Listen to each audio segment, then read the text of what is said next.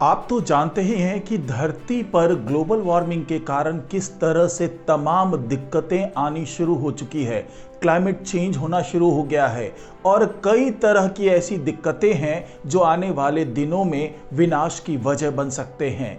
लेकिन अब वैज्ञानिकों ने इससे निपटने के लिए चांद की मदद लेने की सोच ली है।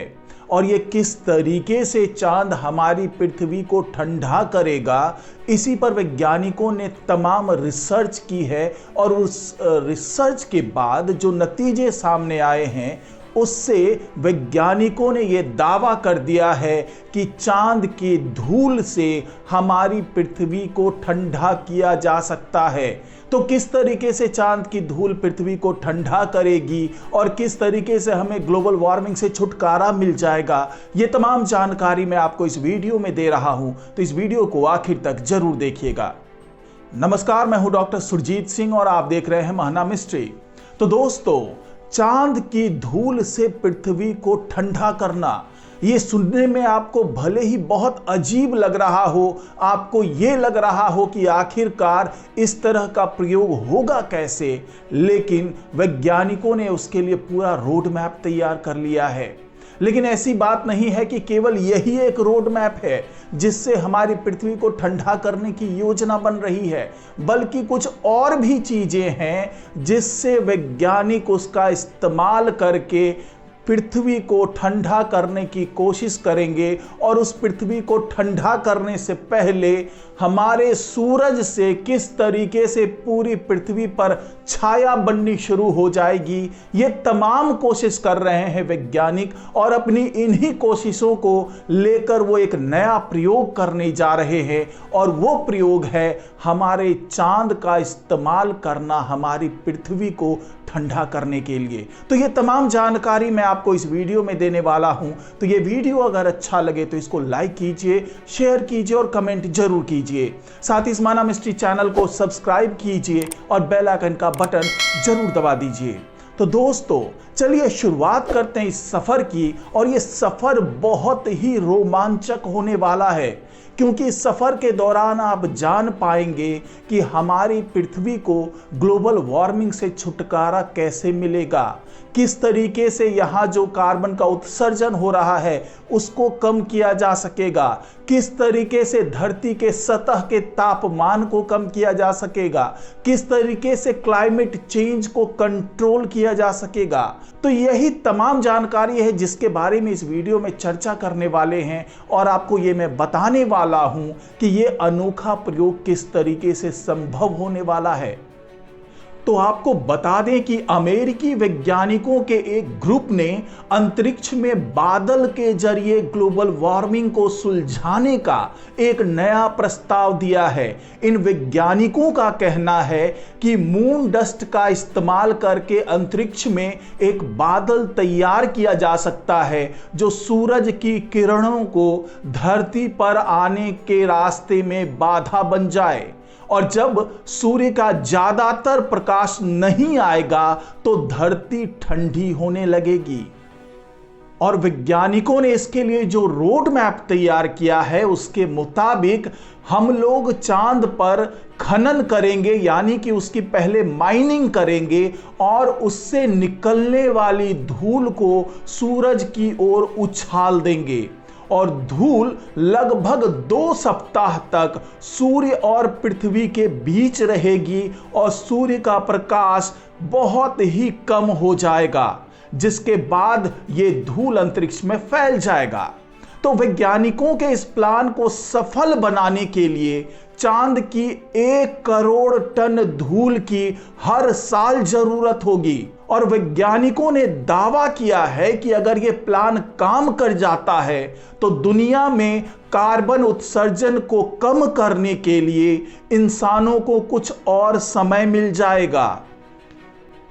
हालांकि आपको ये भी बता दें कि ये प्लान सुनने में भले ही बेहद आसान लग रहा हो, आपको ऐसा लग रहा हो कि केवल चंद्रमा पर जाना है, वहां उसकी माइनिंग करनी है और उसके धूल को अंतरिक्ष में उछाल देना है, लेकिन ये प्लान उतना भी आसान नहीं है।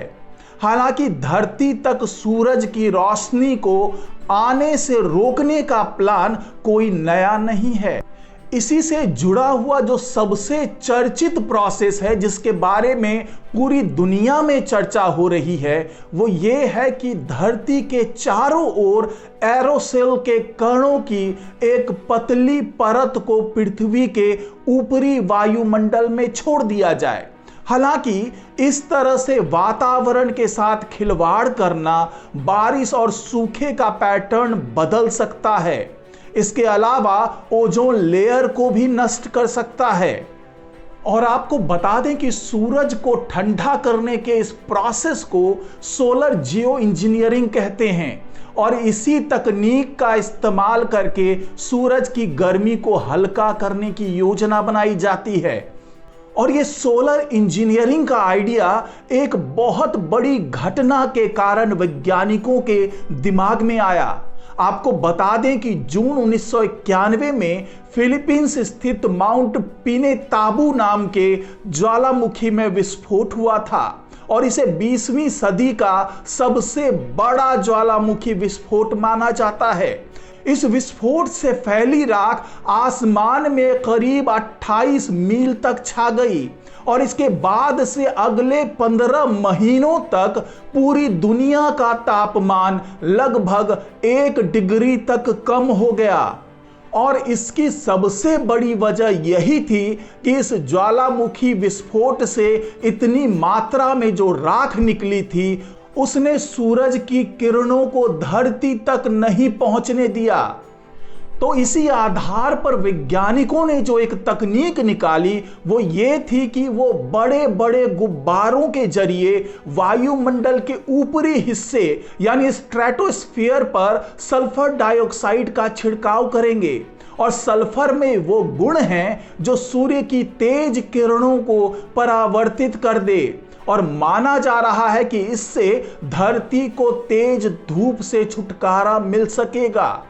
इसी तरह के एक प्रयोग की शुरुआत पिछले साल मैक्सिको में हुई थी, लेकिन मैक्सिको की सरकार ने उस प्रयोग पर बैन लगा दिया क्योंकि उसे यह अंदेशा था कि इस प्रयोग के कारण उसके वायुमंडल के साथ खिलवाड़ हो सकता है। अब आपको ये बताते हैं कि दरअसल इस प्रयोग से जुड़े हुए ड्रॉबैक्स क्या हैं, क्योंकि इसके कारण वायुमंडल में हमेशा कुछ एरोसोल्स मौजूद रहेंगे जिससे नीला आसमान दिखना बंद हो जाएगा। लेकिन इससे भी बड़े कई खतरे हैं जो इस प्रोसेस के कारण हो सकता है और वो ये है कि सल्फर डाइऑक्साइड अपने आप में जहरीली गैस है जिससे सांस की कई बीमारियां हो सकती है। ऐसे में हवा में पूरे समय इसके कण रहना यहाँ के लोगों के सेहत पर गंभीर खतरा ला सकता है। और इससे जुड़ा हुआ सबसे बड़ा खतरा यह है कि सल्फर के चलते ओजोन लेयर पर असर पड़ेगा और इससे हमें खतरनाक अल्ट्रावायलेट किरणों से बचाने वाली ये परत पतली होती चली जाएगी, जिससे कैंसर जैसी घातक बीमारी का डर बढ़ता ही चला जाएगा। इसके अलावा अंतरिक्ष में एक विशाल दर्पण या सैटेलाइटों के झुंड से प्रकाश को आने से रोकने का सुझाव भी दिया गया था। लेकिन इन तमाम तकनीकों में सबसे अच्छी तकनीक यही मानी जा रही है, यानी चंद्रमा की धूल को अंतरिक्ष में उछाला जाए, यानी चंद्रमा के निचले गुरुत्वाकर्षण से उसके धूल को अंतरिक्ष में लॉन्च किया जाए और ये लॉन्चिंग का खर्चा पृथ्वी पर सुझाए जा रहे इन तमाम तकनीकों से भी सस्ता होगा और साथ ही उससे जुड़ी हुई जो कई खतरनाक पहलू है उससे भी छुटकारा मिल सकता है। तो वैज्ञानिक अब यही सोच रहे हैं कि क्यों ना इस प्रयोग को किया जाए और चांद के धूल को अंतरिक्ष में उछाला जाए, जिससे सूरज की रोशनी पृथ्वी पर पहुंचना कम हो जाए और यहां पर धीरे धीरे तापमान स्टेबलाइज होने लगे।